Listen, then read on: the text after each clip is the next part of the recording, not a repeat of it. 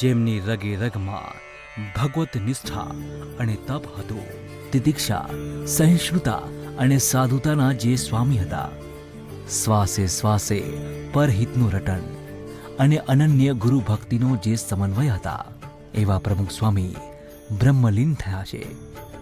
આ દુઃખદ ઘડીએ તેમની જીવન ઝરમર પર નજર કરીએ. પ્રમુખ સ્વામી મહારાજનો જન્મ પાદરાના ચાણસદ ગામે થયો હતો.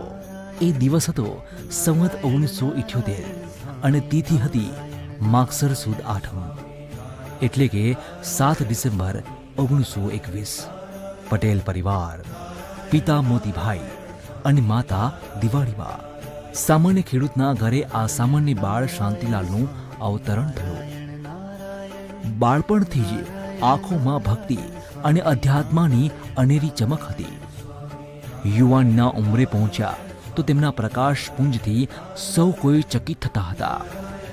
આખરે ગુરુ શાસ્ત્રીજી મહારાજનો પત્ર મળ્યો અને શાંતિલાલે પરિવારની મંજૂરી લઈ એ જ ઘડીએ ગૃહ ત્યાગ કર્યો.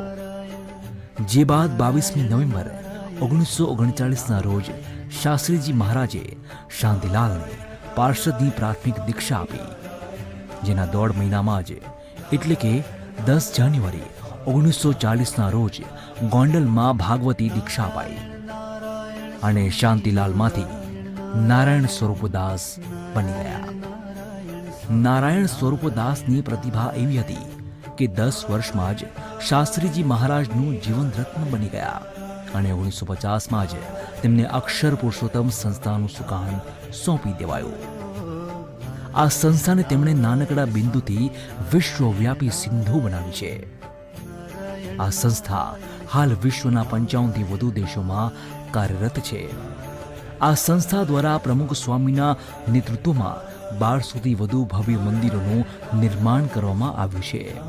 પ્રમુખ સ્વામીએ 950થી વધુ શિક્ષિત યુવાનોને દીક્ષા આપી ત્યાગાશ્રમના પંથે વાળ્યા છે.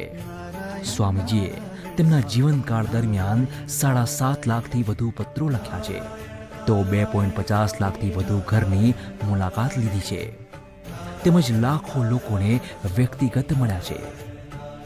આખરે 13 ઓગસ્ટ 2016ના રોજ સાંજે 6 વાગે સાળંગપુરમાં બાપાએ અંતિમ શ્વાસ લીધા. બીજાના ભલામાં જ આપણું ભલું અને બીજાના સુખમાં જ આપણું સુખ, એ પ્રમુખ સ્વામીનો જીવન મંત્ર હતો. આ અહમ શૂન્ય ભક્તિ હૃદય વ્યક્તિત્વએ જ તેમને આધ્યાત્મિક પ્રતિભાવમાં પ્રમુખ સ્થાન આપ્યું હતું. Special report divyabhaskar.com